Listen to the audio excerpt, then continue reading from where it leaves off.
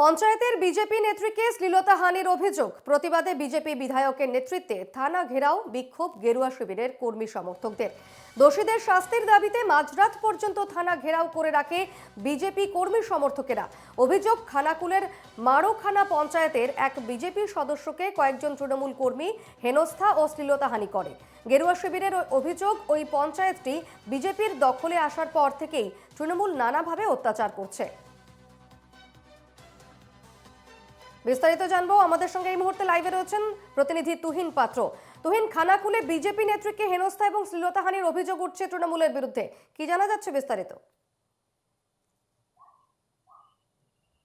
দেখো দীপর্ণা, গতকাল বিকেলে খানাকুলের মারোখানা গ্রাম পঞ্চায়েত এলাকাতেই একটা স্বনির্ভর গোষ্ঠীর মিটিং ছিল। সেখানেতেই ওই বিজেপি নেত্রী তথা মারোখানা গ্রাম পঞ্চায়েতের সদস্যা ওখানে গিয়েছিল। সেখান থেকে ফিরতে ফিরতে প্রায় সন্ধে হয়ে যায় এবং যখন বাড়ি ফিরছিল সেই সময় রাস্তাতে নির্জন এলাকায় তাকে পথ আটকায় বেশ কয়েকজন তৃণমূলের দুষ্কৃতীরা বলে, এমনটাই অভিযোগ করছে এবং তারপর তাকে শ্লীলতাহানি করা হয়। আর এই ঘটনার পরেই সরাসরি সেখান থেকে কিন্তু ওই নেত্রী বিধায়ককে জানায়। এরপরই বিধায়কের নেতৃত্বে খানাকুল থানায় এই দোষীদের শাস্তির দাবি তুলে গভীর রাত পর্যন্ত বিক্ষোভ চলে এবং যতক্ষণ না তারা অভিযোগ করে এটাই যে যাদের দোষীদের শাস্তি দেওয়া হবে, তাদের গ্রেপ্তার করা হবে, ততক্ষণ পর্যন্ত তারা বিক্ষোভ চালিয়ে যাবে। এরপর তারা পুলিশের কাছে একটা অভিযোগ দায়ের করে ওই নেত্রী।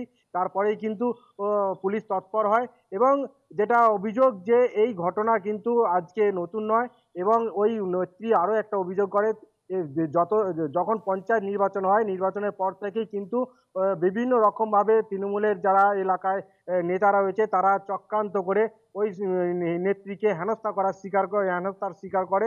বহুবার তাকে হেনস্থা করা হয়েছে এবং গতকাল তাকে রাস্তা আটকে তাকে শ্লীলতাহানি করা হয়। এই ঘটনায় এলাকায় চাঞ্চল্য ছড়িয়েছে এবং এলাকায় বিধায়কের নেতৃত্বে থানা ঘেরাও পাশাপাশি এবং যে তারা অভিযোগ তুলছে যে পঞ্চায়েত নির্বাচনের পরেই তারা খানাকুলের বিভিন্ন এলাকায় বিজেপির মাটি শক্ত হয় এবং তারপর থেকেই কিন্তু তারা বিজেপি নেত্রীর অভিযোগের পর পুলিশ কি ব্যবস্থা নিল?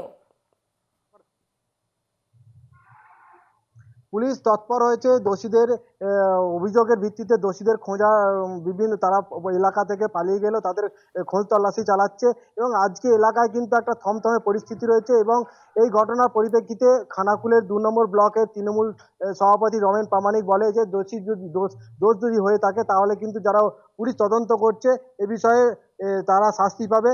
কিন্তু পাল্টা আরও একটা দাবি করে যে বিজেপির বিভিন্ন যারা এলাকায় নেতৃত্ব রয়েছে তারা তৃণমূলের কালিমালিপ্ত করার জন্যই তারা কিন্তু এরকম একটা চক্রান্ত করছে। তুহিন, সেক্ষেত্রে তৃণমূলের আরেকটি দাবি রয়েছে, তৃণমূলের যারা নেতৃত্ব তারা জানা যাচ্ছে যে পারিবারিক বিবাদ বলছেন বিষয়টিকে এবং পারিবারিক বিবাদকে রাজনৈতিক রং দেওয়া হচ্ছে, এমনটাও দাবি করছে তৃণমূল। দেখো, ওই নেত্রী কিন্তু যেটা অভিযোগ করেছে যে তাকে যারা শ্লীলতাহানি করেছে তারা কিন্তু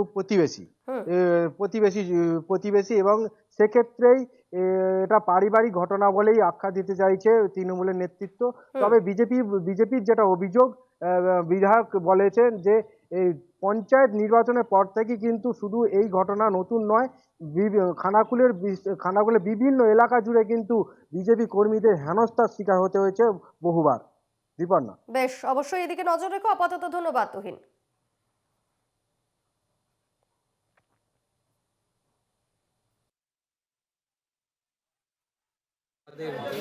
এক পঞ্চায়েত সদস্য মারোখানা অঞ্চলের, উনি বাড়ি ফিরছিলেন।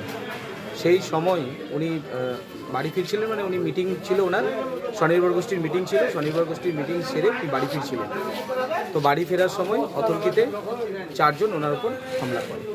তো 4 জন ছিল, সবাই ওখানকার তৃণমূলের নেতাকর্মী আছে। তো ওনাকে ধরে বিভিন্ন রকমভাবে হেনস্থা করা হয়, ভাষায় প্রকাশ করতে পারছি না ওটা। তো আজকের দিনে মহিলারা সুরক্ষিত নয় পশ্চিমবঙ্গে।